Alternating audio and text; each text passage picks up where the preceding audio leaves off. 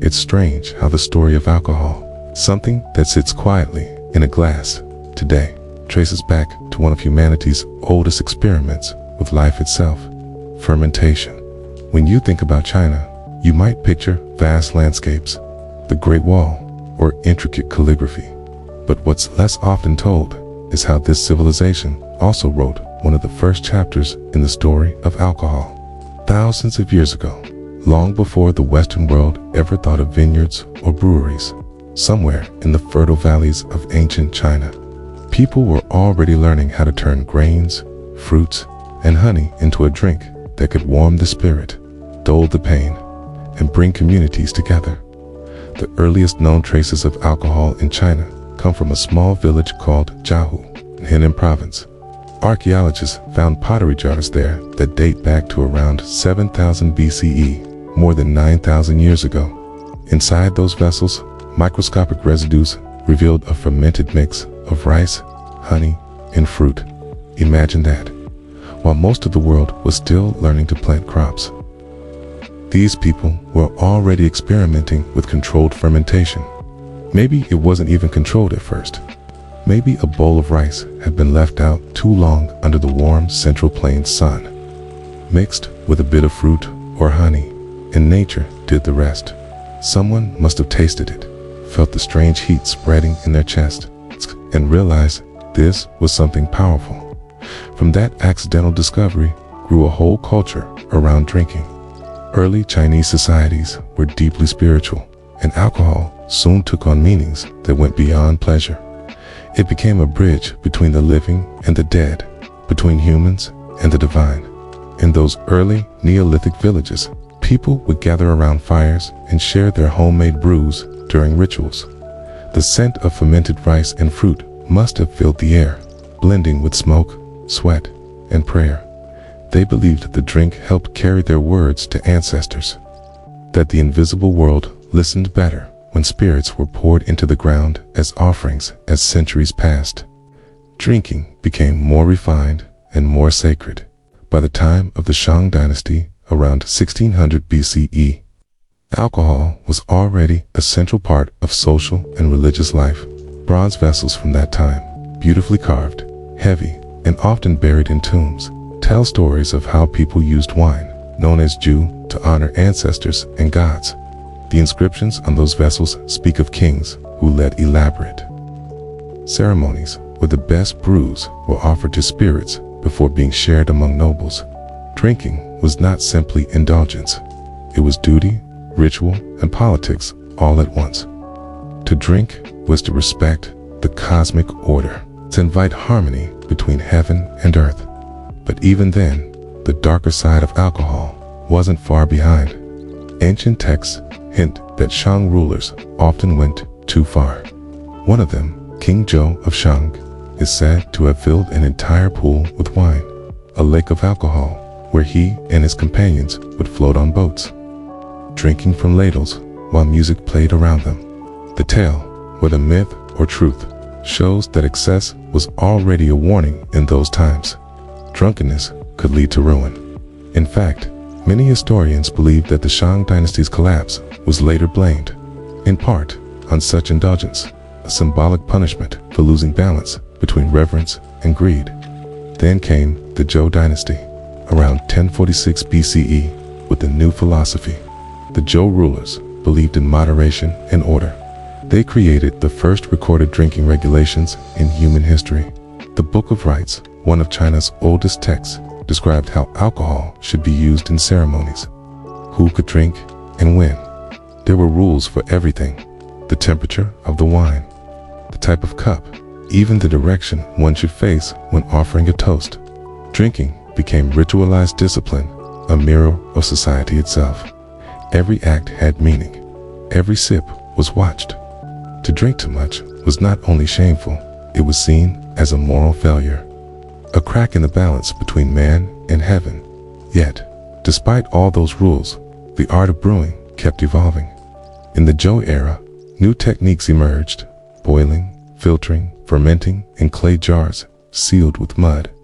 People learned how to refine rice wines, turning them clear and strong. Each region began to craft its own flavor. In the South, the warmer climate helped brewers produce lighter, sweeter wines, while the northern regions favored stronger, earthier brews. Drinking was not just for kings anymore. It was for farmers, soldiers, poets, for anyone who had a reason to celebrate or mourn. Over time, alcohol became woven into the poetry of life. By the Han Dynasty, around 200 BCE, wine was everywhere at feasts, funerals, temples, and taverns. People drank before battle to steel their courage, and afterward to forget the blood. Scholars drank while writing poetry, seeking inspiration in the blur between clarity and chaos. There's an old saying from that time, without wine, there's no poetry. It still rings true today. The Han era saw the invention of more complex fermentation processes, sometimes using yeast cakes known as ku, which acted like a starter culture. This innovation changed everything. It made fermentation predictable, repeatable, and powerful. It was, in essence, the scientific foundation of Chinese alcohol. And yet, drinking in China was never just about intoxication. It was about connection to the past, to nature, to others. In small, rural homes, people shared cups during harvest festivals, thanking the gods for good crops. In royal courts, ministers toasted to the emperor's health and loyalty. In the countryside, wine was offered to ancestors before every important event, weddings, funerals, even the start of the planting season. Alcohol marked time. It was the punctuation of life's story, beginnings, endings, transitions. I sometimes imagine what it must have felt like, sitting under the stars thousands of years ago, with a clay cup in hand, the scent of rice wine floating in the night air. The world was quieter then. No electric lights, no cars, just the murmur of wind through bamboo, a flicker of firelight on faces, and the slow warmth of drinks spreading through the body. Maybe they didn't even have a word for alcohol as we know it. Maybe it was simply called spirit, not in the chemical sense, but in the human one, a way of tasting life's mysteries. As dynasties rose and fell, the role of alcohol in China shifted like the tides. During the Tang Dynasty, for example, around the 7th century CE, the culture of drinking reached its poetic peak. Taverns lined the streets of Chang'an, the great capital, where merchants, scholars, and wanderers gathered. Poets like Li Bai became legends, known for their drunken verses and melancholic genius. Li Bai, they said, could drink a gallon of wine and still compose lines that made emperors weep. A cup of wine, he once wrote, invites the moon, and my shadow makes three. That image, a man drinking alone under the moon, became one of the most enduring symbols of Chinese art. It wasn't about escape. It was about communion with something beyond words. But that is later in the story. To understand the beginning, the first sip, the first discovery, you have to picture those Neolithic farmers and hunters who didn't yet know what drunk meant. They only knew that something magical happened when fruit or rice turned sour and warm and made them laugh, sing, and cry more easily. It connected them. It loosened the walls between them. Maybe, for the first time, it made them feel that life, in all its hardship, could still be celebrated. That feeling, that very human desire to both honor and forget, to be grounded and lifted, is what carried alcohol from those ancient jars at Jiahu all the way to the glass you might be holding right now. The story began not with kings or scholars, but with simple people who trusted their senses enough to try something new. And that experiment became tradition, then culture, then civilization itself. Even today, when archaeologists unearth one of those ancient jars, they sometimes find traces of the old brew, the same scent, faint but still alive, whispering across millennia. It's as if the people of ancient China are still toasting us, saying, "We were here first. We were the ones who learned to taste the spirit of the earth." And so, when you pour a drink today, somewhere in that amber shimmer lies a memory of clay pots under a sun long set, of voices that spoke in languages now forgotten, of the first moment someone realized that life could ferment into something stronger, something sacred, something human. When people talk about ancient China, they often speak of dynasties, emperors, and great inventions, paper, silk, gunpowder. But hidden beneath those grand histories lies something quieter, more human. The story of how people gathered, how they celebrated, how they mourned, and how a simple fermented drink called Ju became the heartbeat of their culture. After the earliest discovery of alcohol at Jiahu, thousands of years passed. Civilizations rose from mud brick villages into walled cities, and with them came refinement, art, and hierarchy. And through all of that, wine remained, changing its shape, its taste, its meaning by the time of the Shang dynasty. Around 1600 BCE, alcohol was no longer just an accident of nature. It had become an instrument of power. The rulers of the Shang used it to communicate with the divine. Every ceremony, every prayer, every sacrifice was washed in the fragrance of rice wine. In the cool darkness of their temples, priests poured offerings into bronze vessels shaped like animals and spirits. The Ji, the Yu. These weren't simple cups. They were symbols of authority, carefully cast with patterns of thunderclouds and dragons. Each vessel carried a name, a story, a purpose. When the king prayed to his ancestors, he didn't just speak, he poured wine for them, believing their spirits would drink it through the rising steam. The Shang believed that life and death were part of one great circle, and alcohol was the bridge that connected them. When someone died, the living held long feasts. They drank and sang, not just to grieve, but to keep the dead alive in memory. For them, wine was not escape, it was remembrance.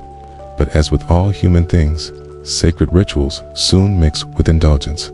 The same kings who offered wine to the heavens also drank it in excess on earth. Stories tell of great banquets that lasted 4 days, of music echoing through palaces, of women and men drinking until dawn, laughing, dancing, forgetting. The most infamous among them was King Zhou of Shang, whose name became a warning for centuries. He built a pool filled entirely with wine, a lake where he and his companions floated on small boats, dipping cups into the liquid as they drifted. He commanded trees to be hung with roasted meat so that guests could eat and drink without ever leaving the water. It was luxury beyond reason, and the chroniclers later said his drunkenness brought ruin to the dynasty. Whether that story is entirely true or half myth, it shows something timeless, how easily humans can be consumed by the very things they create. When the Zhou dynasty overthrew the Shang around 1046 BCE, they did more than just seize power. They redefined what drinking meant. The Zhou believed the Shang had fallen because of excess, so they created rules, strict ones. For the first time in history, a civilization wrote laws about alcohol. The Book of Rites and the classic of poetry mention how a ruler should drink with restraint, how ministers must not lose control, and how ceremonies must be carried out with dignity. Wine, they said, should be used to bring harmony, not chaos. This shift turned alcohol into something moral, philosophical. It wasn't only about pleasure or religion anymore. It became a reflection of a person's character. To drink too much was to lose virtue. To drink wisely was to show wisdom. In this way, Ju became part of the Confucian moral code, not banned, but balanced. It was to be enjoyed within limits, a symbol of discipline as much as delight. During this time, brewing itself became more sophisticated. The Zhou developed ways to control fermentation, mixing grains like millet, wheat, and rice, using special starter cultures called ku. These yeast bricks carried natural enzymes and bacteria that could transform starches to sugars and sugars into alcohol more efficiently. Brewing was no longer a mystery. It was a craft. Entire families specialized in it. Recipes were passed down through generations, guarded like secrets. In villages, people gathered after harvests to celebrate. The sound of pounding grains, the bubbling of fermenting jars, the chatter of families. It all became part of rural life. Imagine the smell of steaming rice, the warmth of fire in the winter air, the laughter as cups were passed around. Alcohol wasn't just a drink anymore. It was community. It bound people together the same way it once bound them to gods. By the Han Dynasty. Around 200 BCE, alcohol had reached every corner of Chinese life. The empire had grown vast, and so had its appetites. Emperors drank during ceremonies that lasted weeks. Soldiers drank before battles. Poets drank before writing, and even farmers drank to welcome the spring. Taverns appeared in cities, smoky, crowded places where travelers shared cups and stories. If you walked through a Han market, you'd smell roasted meat and fermented wine drifting from wooden stalls. There were songs about wine, proverbs about wine, even medical texts that spoke of its health benefits.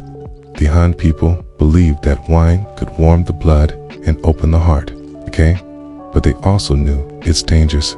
One emperor, Han Wudi, loved wine so much that ministers often had to beg him to stop drinking.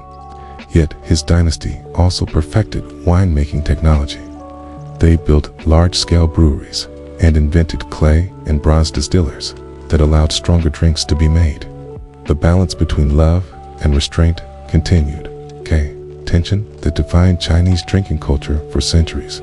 It was during the Tang Dynasty, starting around 618 CE, that alcohol reached its poetic peak. The Tang era was one of peace, prosperity, and art, and nothing symbolized that better than the culture of drinking.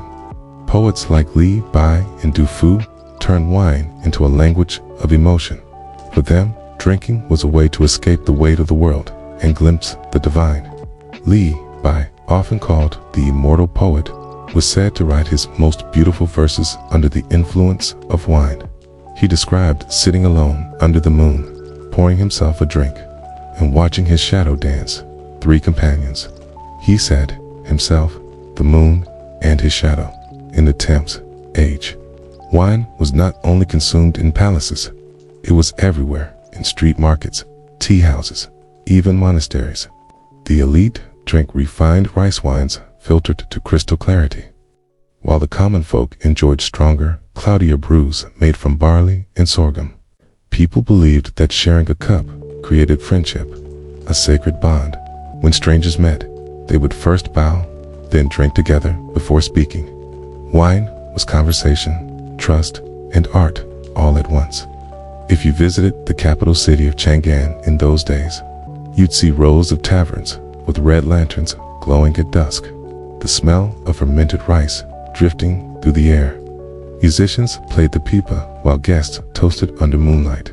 Some laughed, some argued about philosophy, and some simply drank in silence, lost in their own thoughts.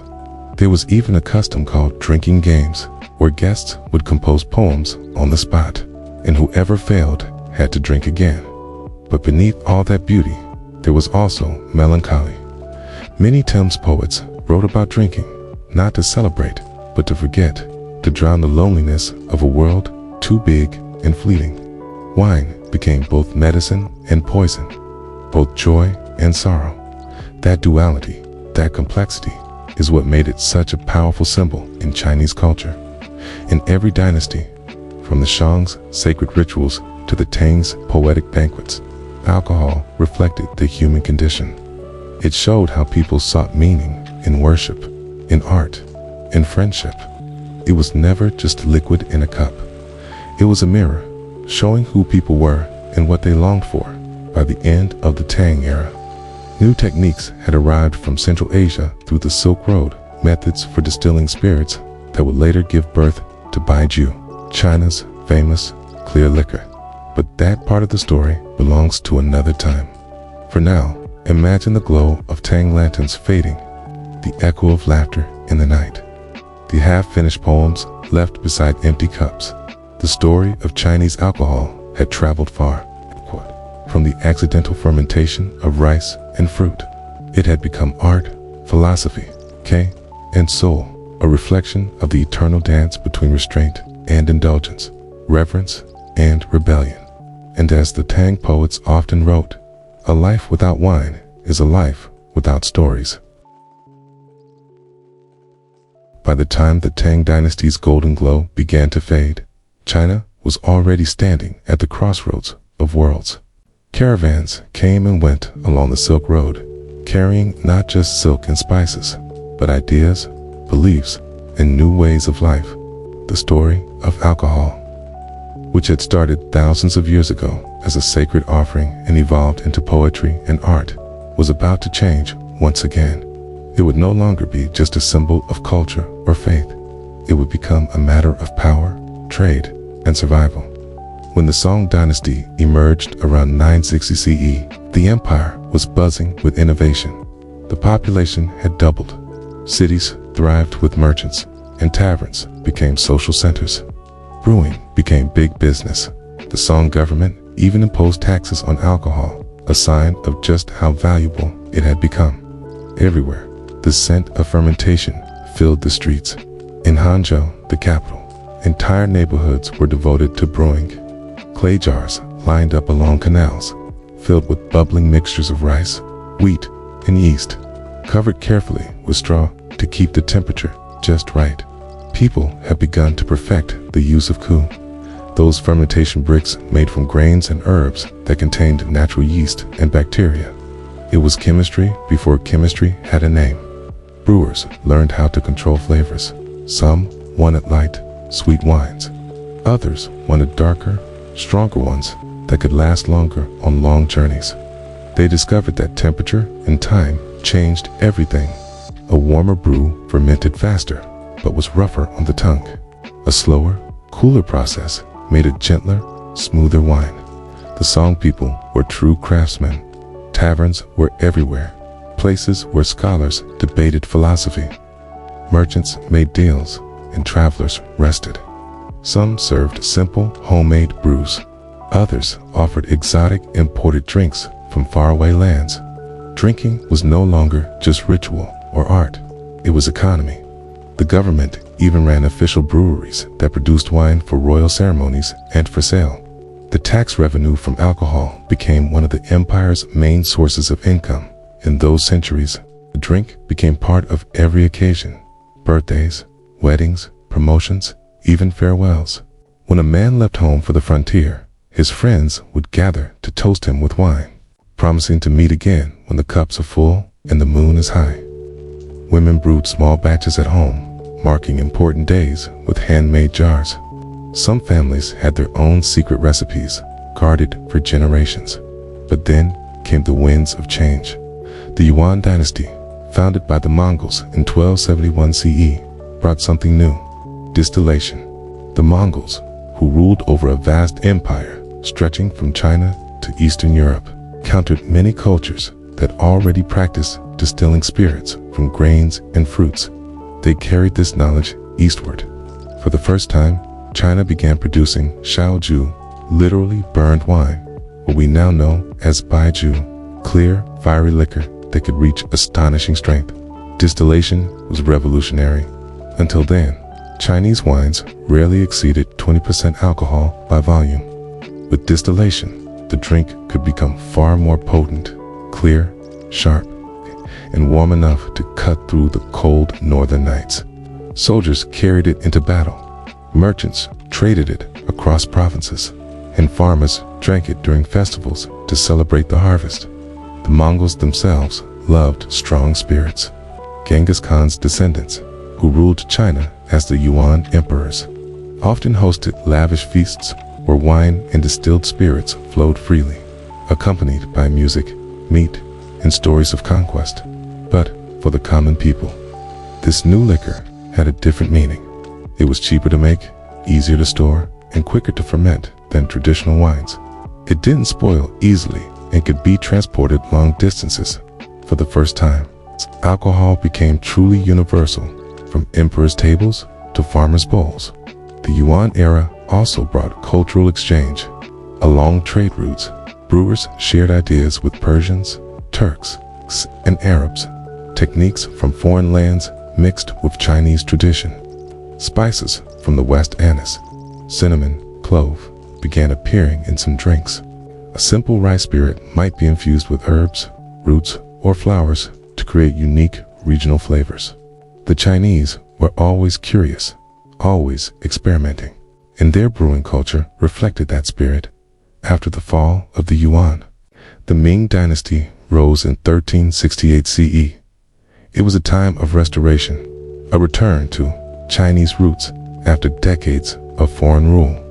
Yet the influence of the Mongols remained, especially in the art of distillation. During the Ming, baijiu truly found its identity. No longer just a novelty, it became the national drink of China. Distilleries sprang up across the land, each developing its own style. Northern regions preferred harsh, earthy flavors. Southern regions crafted milder, fragrant spirits. The recipes became tied to local water sources, soil, and grains. Ming scholars wrote entire books about alcohol. One of the most famous, Compendium of Materia Medica by Li Shijin, described different types of wine and spirits, their effects on the body, and their role in medicine. According to Li, wine could warm the blood, expel cold, and quicken the mind. It wasn't just pleasure, it was part of life's balance. Even physicians recommended small amounts for digestion and vitality. In the Ming palaces, drinking became a form of ceremony again. The emperors revived old Confucian traditions, mixing them with new luxuries. Lavish banquets filled with roasted duck, sweet pastries, and bowls of clear spirit were held for visiting officials and foreign envoys. Toasting was a ritual. The emperor would raise his cup, guests would kneel, and the hall would echo with chants of loyalty. Every sip was an act of respect. Every swallow, a sign of harmony between ruler and subject. But outside the palace, drinking was simpler and rawer. In the countryside, farmers brewed their own spirits in clay stills, often hidden behind barns. They drank at weddings, funerals, festivals, and even when a child was born. Alcohol was both celebration and comfort. It numbed pain after hard labor and bound people together during good times. In small villages, it wasn't unusual for a whole community to share one giant pot of wine, dipping bowls in turn, laughing until their faces glowed red. By this time, the flavors of Chinese alcohol had multiplied beyond imagination. There were sweet wines made with glutinous rice, smoky spirits distilled from sorghum, herbal infusions believed to boost health, and even flower wines made from chrysanthemum or osmanthus petals. Each region had its pride, its own story in a bottle. In Sichuan, they made Luzhou Lajiao, with its rich aroma that came from ancient mud pits used for fermentation, pits that are still active today. In Shanxi, they brewed Fenju, light and elegant, like mountain air in liquid form. Alcohol was no longer just part of China's rituals. It was part of its identity. Songs, poems, and paintings all celebrated it. The great Ming painter Tang Yin often depicted scenes of scholars drinking under willow trees, their robes loose, their laughter echoing. Wine had become the language of joy, friendship, and fleeting beauty. Yet, even as it became a symbol of culture, alcohol also revealed the struggle of human nature. The Ming emperors themselves warned their officials not to drink too much. One decree said, "Wine is a gift from heaven, but indulgence leads to disgrace." That tension between pleasure and restraint had followed China since the very beginning, and perhaps that's what made the drink so deeply human. By the late Ming era, alcohol had crossed every border within China and many beyond. Traders carried flasks along the coasts to Japan, Korea, and Southeast Asia. Jesuit missionaries arriving from Europe marveled at the Chinese mastery of fermentation and distillation, calling their methods ancient as the earth. Some even took notes, bringing fragments of that knowledge back to the West. And so, the drink that began in Neolithic clay pots had now traveled the world. It had been holy and forbidden, refined and rough, noble and common, a mirror of everything human beings could be. The farmers who first left rice to ferment under the sun could never have imagined that their discovery would one day sit in royal banquets. cross oceans, become a part of every story told across millennia. As the Ming Dynasty drew to a close in the 17th century, China stood on the edge of a new world, one of trade with Europe, of science, and of change. But through it all, the cup remained the same. In every corner of the land, someone was still lifting a small bowl of warm wine to their lips, whispering a silent toast to ancestors, to friends, to life itself. That moment, that act of raising a cup, was more than habit. It was heritage, a gesture carried forward from the first villagers of Jiahu, through kings and poets, through conquerors and farmers. Every sip was a reminder of where they came from and who they were. When the Ming Dynasty fell in the 17th century, it wasn't only the end of an empire, it was the end of an age of simplicity. The world was shifting, and China was opening its eyes to powers and ideas from beyond its borders. But through every storm that followed, the culture of wine, of Jew, still flowed like an underground river, sometimes hidden, sometimes raging, but never gone. The new rulers. The Qing dynasty were Manchus from the north. They were warriors first, administrators second, and their customs carried a raw northern energy. The Manchus had their own drinking traditions, stronger, rougher, often tied to the cold of their homeland. They loved distilled spirits, the kind that burned in the throat and warmed the body in frozen winters. When they came to power, they brought that taste to the rest of China. Under their rule, Baijiu, that clear, fiery liquor, became the dominant drink of the land. In those days, every province brewed its own style. You could travel from Beijing to Sichuan and taste a different kind of Jew at every stop. Some were light and fragrant, like spring air. Others were so strong they could make your eyes water. People believed that each drink carried the soul of its region, its soil, its water, its people. In Shandong, they made thick, earthy spirits that reflected the grit of northern farmers. In Jiangsu, the brews were softer, smoother, made for scholars and poets. In Guizhou, the mountains hid small distilleries that would one day give birth to Ma Tai, the drink that later became China's national pride.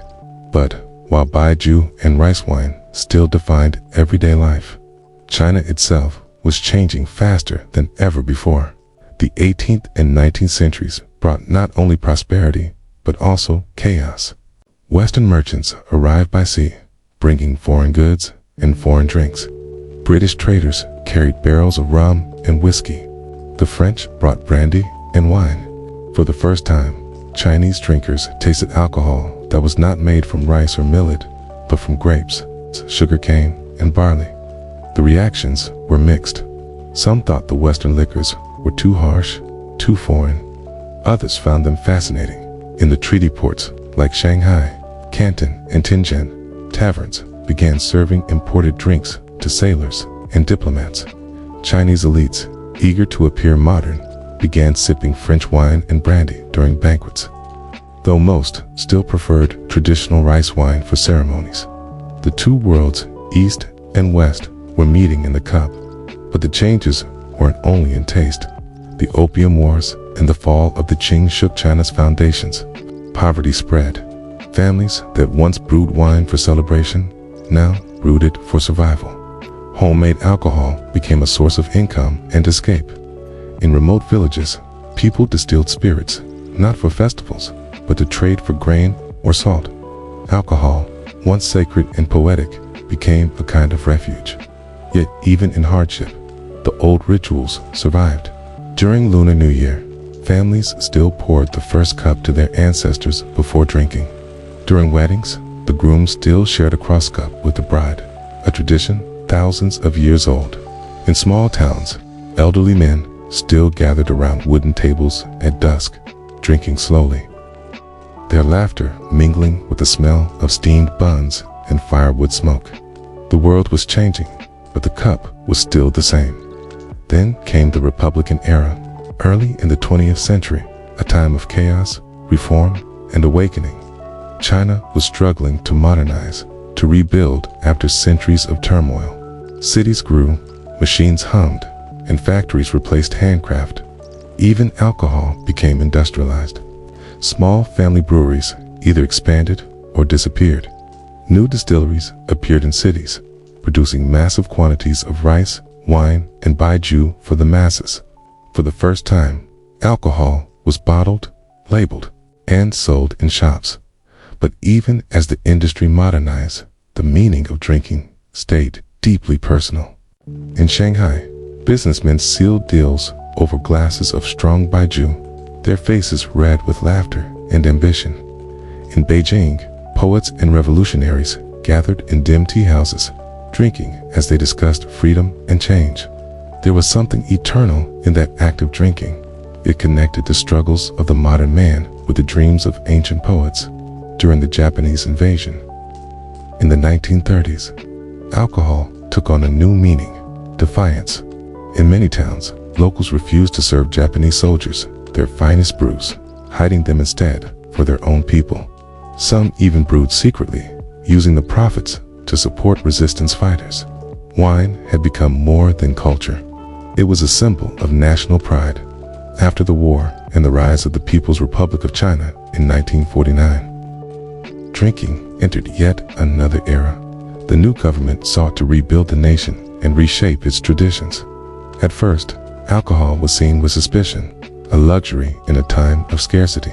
But leaders soon realized that it was also part of the people's soul. The government began to regulate and standardize production. Famous brands like Maotai, Luzhou, Laojiu, and Finju were chosen as national symbols. They represented not indulgence, but identity, the taste of China itself. There's a story from the early 1950s that captures the spirit of that time. During the founding ceremony of the new republic, a small bottle of Maotai was used for the first national toast. Leaders raised their glasses and drank not to luxury, but to unity, to a future built from the past. From that moment, Maotai became more than a drink. It was a symbol of pride, resilience, and renewal. In the countryside, people kept brewing their own local wines. The techniques had evolved, cleaner, faster, more scientific, but the essence was unchanged. Grandfathers taught grandsons the right balance of heat and time. How to listen to the bubbling jar. How to tell when the spirit was ready by smell alone. In cities, modern breweries rose, blending ancient recipes with industrial precision. But as China moved through the decades, through famine, reform, and the rush of modernization, drinking continued to shift in meaning. During the Cultural Revolution, alcohol was largely frowned upon as bourgeois indulgence. Taverns closed, wine was scarce, and celebrations grew quiet. Yet, even then, people found ways to drink quietly, secretly, in memory of the old ways, because some traditions were too deeply rooted to erase. When the reforms of the 1980s opened China again to the world, alcohol came roaring back into public life. Factories boomed, cities expanded, and with prosperity came toasts, feasts, and celebration. Baijiu became the drink of business. Deals were made over heavy rounds of toasting, where refusing a glass could be taken as an insult. Drinking had once again become a language of respect, loyalty, and success. But alongside baijiu, new drinks arrived. Western beer flooded the markets, followed by imported wines, whiskeys, and cocktails. A new generation began exploring global tastes. Young professionals in Shanghai and Beijing gathered at rooftop bars with glasses of red wine instead of traditional spirits. Meanwhile, in the countryside, weddings and harvests were still toasted with the same cloudy rice wine that had existed for thousands of years. And maybe that's the most fascinating thing, is how both worlds coexist. In modern China, alcohol is both ancient and new. It lives in the factories that produce millions of bottles each year, and in the quiet hands of an old man still brewing wine in a clay pot behind his house. It's in skyscrapers and mountain villages, in celebration and silence. The story that began with a forgotten bowl of rice 9,000 years ago had now reached a point where the past and present shared the same cup, and through all the empires, wars, and revolutions, one truth remained unchanged. When the Chinese raised their glasses, they were never just drinking, they were remembering. Every toast, every drop, every echo of laughter carried the weight of history. From the first pot of honeyed rice wine in Jiahu to the shining bottle of Mei Tai on a modern banquet table, the journey of alcohol in China was the journey of humanity itself, from survival to faith to art to identity. By the time the 1980s arrived, China was waking up from a long sleep. The air smelled different, factories whirred, neon lights blinked. The old rhythm of life began to move faster than anyone remembered. People were no longer content with survival. They wanted prosperity, progress, and pleasure. And in this wave of transformation, alcohol Jew returned not just as a drink, but as a symbol of new ambition. At banquets and business tables, men in gray suits raised their glasses high. The fiery smell of baijiu filled the air, sharp and relentless. It wasn't only about taste, it was a ritual of trust, a silent contract. A deal wasn't sealed with a handshake, it was sealed with a toast. The stronger you drank, the more loyal you were. The higher your tolerance, the higher your respect. In those early reform years, alcohol became a social tool, a bridge between people, a way to show courage, sincerity, and ambition. In provincial cities, officials and businessmen gathered in smoky restaurants. The table would be covered with dishes, roasted duck, spicy fish, stir-fried greens, and always bottles of baijiu. The toasts came in waves. Ganbai, they'd shout, "Try the cup," and everyone would drink it down in one go. Refusing was impolite. Pausing was weakness. Many left those tables red-faced, dizzy, half laughing, half falling, but satisfied, because deals had been made and friendships forged.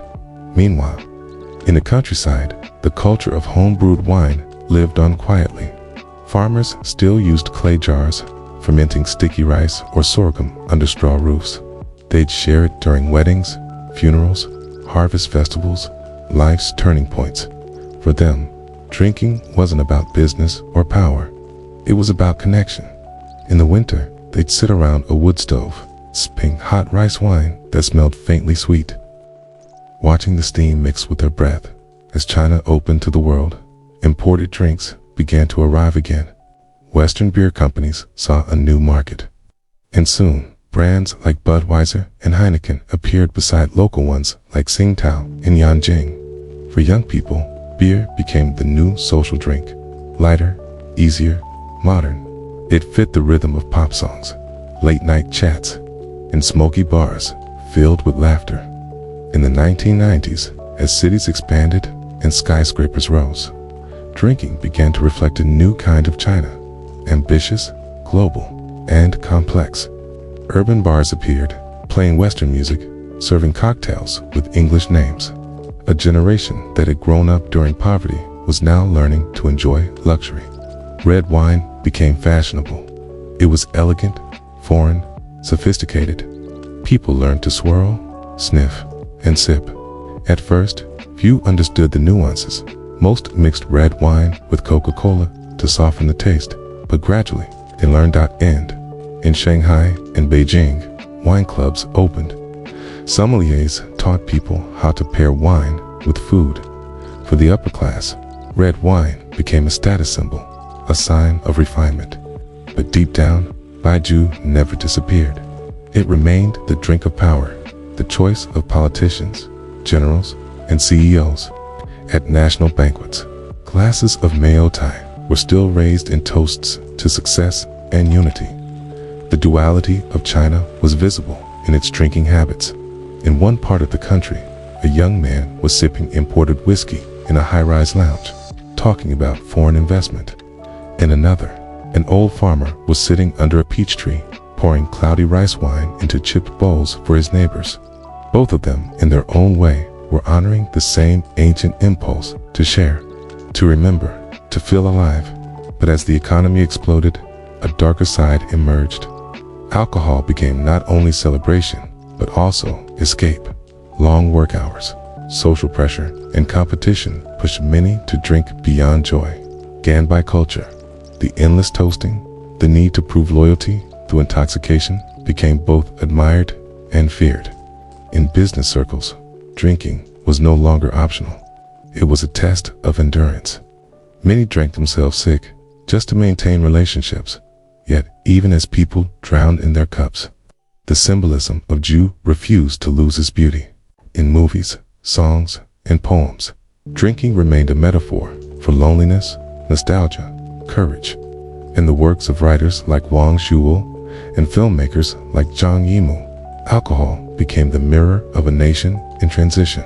The drunk man at the bar was not just escaping life, he was trying to understand it. By the 2000s, the new millennium brought another transformation. China's middle class was rising, educated abroad, curious about the world. They returned with new tastes: whiskey, sake, champagne. Bars turned chic, minimalist, global. In big cities, the young started rejecting the old drinking rules. They didn't want to prove anything with gone by. They wanted to enjoy the flavor. A new drinking culture was forming, quieter, more personal, more aesthetic. Craft beer breweries began appearing in Beijing's hutongs and Shanghai's alleys. They mixed Western techniques with Chinese ingredients: jasmine, oolong, Sichuan, peppercorns. A new kind of creativity was brewing, and at the same time, domestic wineries like Changyu and Great Wall began producing world-class wines, putting China on the global wine map. What had once been imported was now proudly homegrown. Still, the traditional baijiu industry held its throne. Brands like Wuliangji and Mayati reached astronomical prices, becoming luxury collectibles. A bottle of vintage Mayotai could sell for thousands of dollars, often gifted as a sign of respect or influence. It wasn't just a drink anymore. It was currency, politics, art. But behind the glamour, a quiet shift was happening. Younger generations started questioning the old rituals, the pressure to drink, the waste, the empty formality. They sought authenticity. For them, drinking wasn't about impressing others. It was about sharing a moment. Some turned to fruit wines, craft brews, or low-alcohol options. Others stopped drinking altogether, replacing the buzz with mindfulness. And yet, even those who avoided alcohol couldn't escape its presence in culture. It lingered in idioms, in literature, in history. You couldn't walk through a Chinese festival without passing a stall selling rice wine. You couldn't read a Tang poem without stumbling upon a cup. Ju was the river that ran beneath the surface of Chinese life, unseen, but eternal. There's an old saying, "Jiu feng zhi qian bei xiao." When you meet a true friend, 1,000 cups are too few. Even today, that line holds true. In every Chinese city, somewhere, two people are sitting together, glasses between them, talking about life, love, or loss. Sometimes the drink is a $1 beer, sometimes a rare baijiu, but the feeling is the same. It's not about alcohol, it's about connection. As the 2010s and 2020s unfolded, the contrast became sharper. On one side, luxury wine cellars and private tastings. On the other, humble street stalls serving warm rice wine in plastic cups during winter festivals. Both sides represented China's vast soul, ancient yet modern, modest yet ambitious. Today, as China stands as a global power, the story of its alcohol mirrors the story of its people. From the first fermented bowl of rice in Neolithic caves to the glittering bars of Shanghai's skyline, the journey is not just about taste, it's about transformation. When someone in modern China raises a glass, they're not just toasting to business, love, or friendship. They're unconsciously toasting to every ancestor who ever did the same, to the farmers of Jiahu who first let their rice ferment by accident, to the poets of the Tang who wrote under moonlight with cups in hand, to the revolutionaries who drank in hope and despair, and to the dreamers of today who still find warmth in the simplest act of sharing a drink. And perhaps, That's the real secret of Jui. It doesn't just ferment grains. It ferments time itself. Each drop carries centuries of laughter, pain, resilience, and hope. Every sip, in a way, is a reminder that no matter how much China changes, how tall the towers grow, how fast the trains run, there will always be a table somewhere, a few friends gathered, a bottle uncorked, and a story being told. Because, in the end, the story of Chinese alcohol is not about the drink. It's about the people, their hands, their hearts, their hunger for meaning. And as long as people keep raising their glasses, that story will never end. They say that to understand a culture, you should not just look at what people eat, you should look at how they drink. In China, that saying holds more truth than anywhere else. Because when the glass is raised, it's not just alcohol that fills it. It's emotion, memory, and something deeper, something human. Even today, if you walk through the narrow lanes of any Chinese city at night, you'll find stories floating in the air. In one corner, a group of friends laugh over skewers and cheap beer, their faces red with warmth and youth. A few streets away, an old man sits alone, a tiny bottle of rice wine beside him, whispering to no one. Between those two scenes lies the soul of drinking, joy, and solitude, both honest, both necessary. Long ago, when poets like Li Bai and Du Fu wrote about wine, they weren't just talking about the drink. They were talking about escape, not from life, but into it. In their words, wine became a bridge between the heart and the world. Li Bai once wrote that he drank because the moon was lonely. That image has never left the Chinese imagination. Even today, when someone drinks alone under the night sky, they are, in some small way, talking to Li Bai. The ancient Chinese never separated drinking from feeling. Wine wasn't about forgetting. It was about remembering. The farmers who shared a jar during harvest weren't numbing their pain.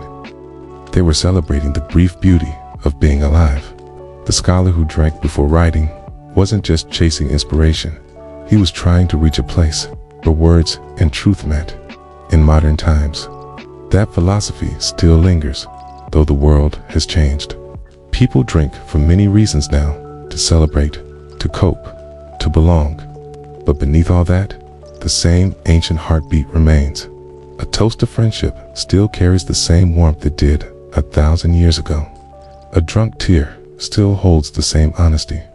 There's something almost ritualistic about the way Chinese people drink.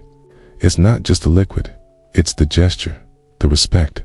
When someone pours for you, they do it with both hands. When you clink glasses, you make sure your rim is slightly lower to show humility.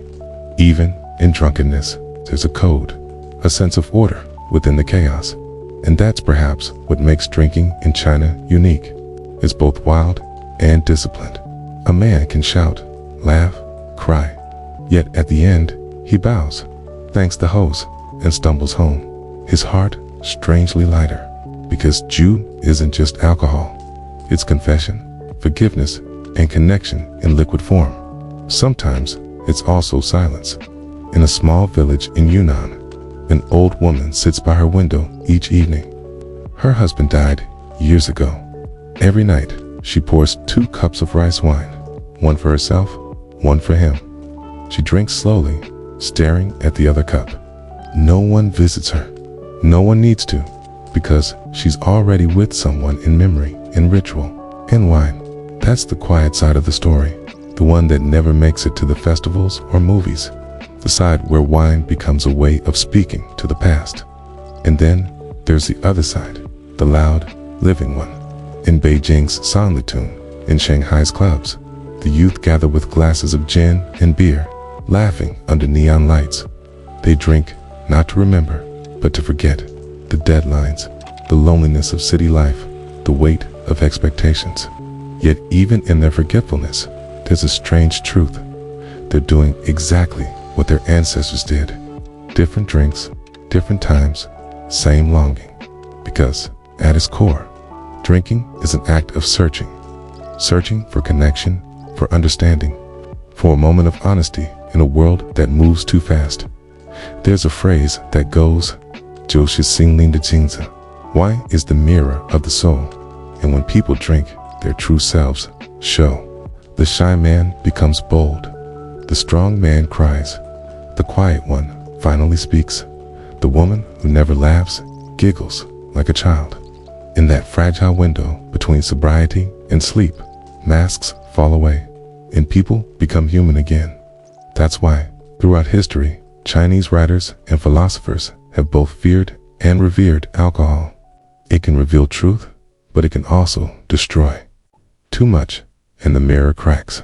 But a little, just enough, and you see the world more clearly. Many of the greatest moments in Chinese culture happened over a cup.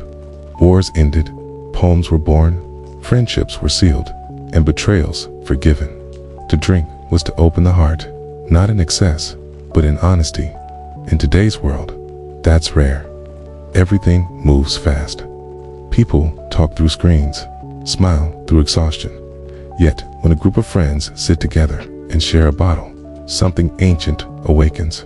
The laughter feels older than the people laughing. The warmth feels familiar.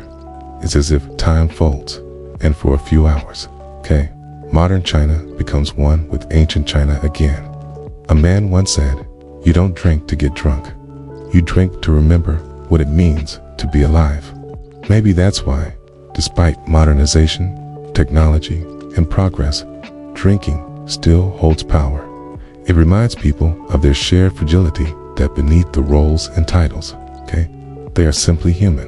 In every sip lies a kind of paradox. Wine brings joy and sorrow, truth and delusion, connection and isolation. It's both medicine and poison. Yet people keep drinking because to live is to feel, and wine, more than anything, makes you feel. If you visit an old tavern in rural China today, you might find a man sitting by himself. He won't talk much. He'll pour a cup, look out the window, and sigh softly. Maybe he's thinking about someone he lost. Maybe he's thinking about the harvest. Maybe he's just listening to the wind. But if you watch closely, you'll see that in that silence, he's at peace. Because in that moment, he isn't alone. He's part of a lineage that stretches back 9,000 years to the first man who ever tasted fermented rice and thought, "This feels like warmth." And that, perhaps, is the truest story of Chinese alcohol. It's not about empires or dynasties or brands. It's about people, ordinary people, who found in a simple drink the courage to live, the strength to remember, and the grace to let go. Whether it's a poet raising a cup to the moon, a businessman making a deal, a farmer toasting the harvest, or a lonely widow pouring 2 cups at dusk, they are all part of the same story.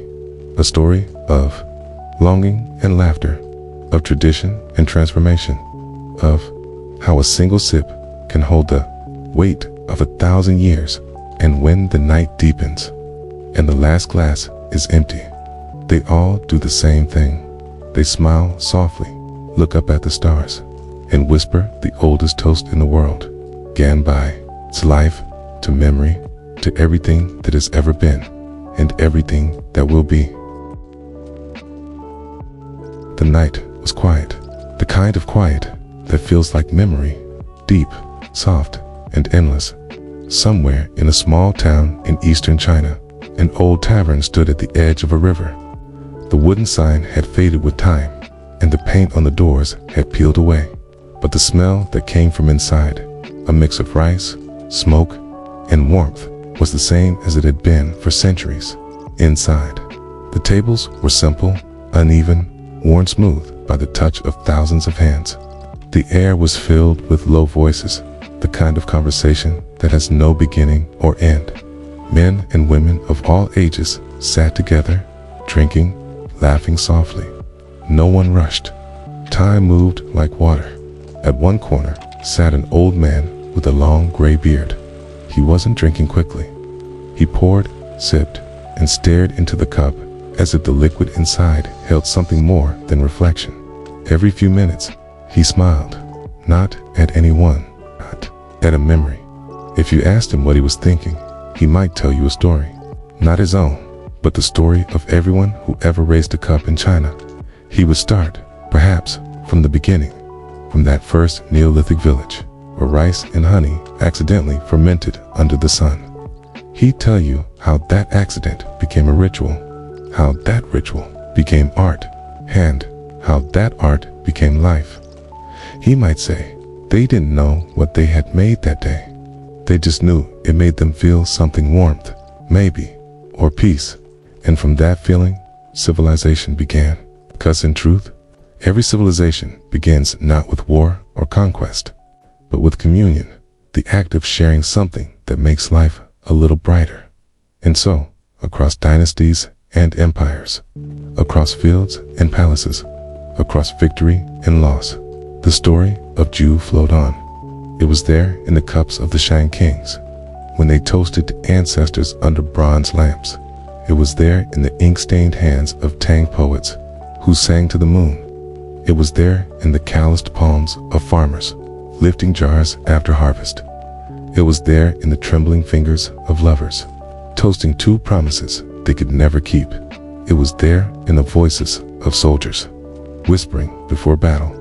It was there in the toasts of modern businessmen in high-rise towers, under glass chandeliers.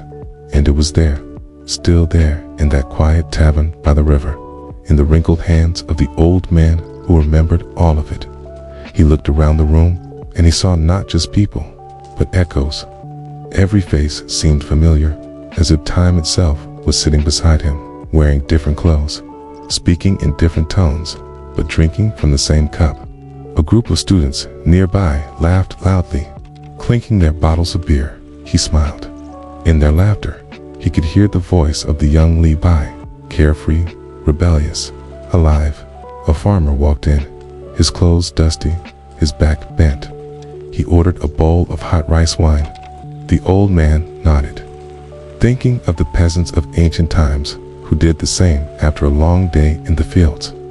In a corner, a woman poured 2 cups, one for herself, one for the empty chair across from her. The old man didn't stare. He just understood. Outside, the river kept flowing. It had seen everything: kingdoms rise and fall, wars and peace, sorrow and joy, and it kept flowing still. Just like Jew, he poured himself another cup. His hand shook slightly, but he steadied it. He didn't raise it high. He didn't shout Ganbai like the younger ones. He just whispered softly to no one and to everyone, to all who came before. He drank slowly, letting the warmth spread through him. And as it did, the years seemed to dissolve. The walls of the tavern faded. The noise softened, and suddenly he was back in that ancient village. The clay jars were open. The air smelled of earth and rice, and people were laughing under torchlight. No emperors, no factories, no glass towers, just human beings sharing a moment of discovery. In that instant, he understood. The story of Chinese alcohol was never about invention. It was about connection. It wasn't the drink that mattered. It was what it allowed people to do, to speak without fear, to forgive without words, to love without shame. Over thousands of years, the world had changed tools, rulers, beliefs, but the need to share a drink, to sit together and feel human, had never changed. The old man finished his cup and set it down gently. He looked around one last time, then smiled. "You see," he said softly, "every sip is a piece of history. Every toast is a bridge across time." The young waiter who stood nearby nodded, not fully understanding, but sensing something sacred in the words. And maybe that's how stories survive, not in books or museums, but in moments like this, passed quietly from one soul to another, like the pouring of wine from an old jar into a new cup. Because when you drink, you're not alone. You drink with everyone who ever did, with the first man who found comfort in fermented rice, with the poets who dreamed under the moon, with the workers who drank to courage, with the lovers who drank to goodbye. You drink with history itself. Outside, the night deepened. Lanterns flickered, their light dancing on the surface of the river. The tavern door creaked as another guest entered, shaking off the cold. The cycle continued as it had for 9,000 years, and somewhere, deep within the rhythm of laughter and pouring cups, was the quiet truth that the old man had felt all his life. That wine, in the end, is just an excuse to sit together, an excuse to feel, an excuse to remember that beneath everything, beneath power, is progress, pride. We are all just people, trying to taste life before it slips away. So he poured one last cup, lifted it to the air, and whispered the final toast, not for kings or poets or ancestors, but for the simple, fleeting beauty of being alive. "Ganbai," he said, and as he drank, the river flowed on, silent, eternal, carrying with it the story of a civilization, the laughter of centuries, and the soft, timeless hum of humanity itself.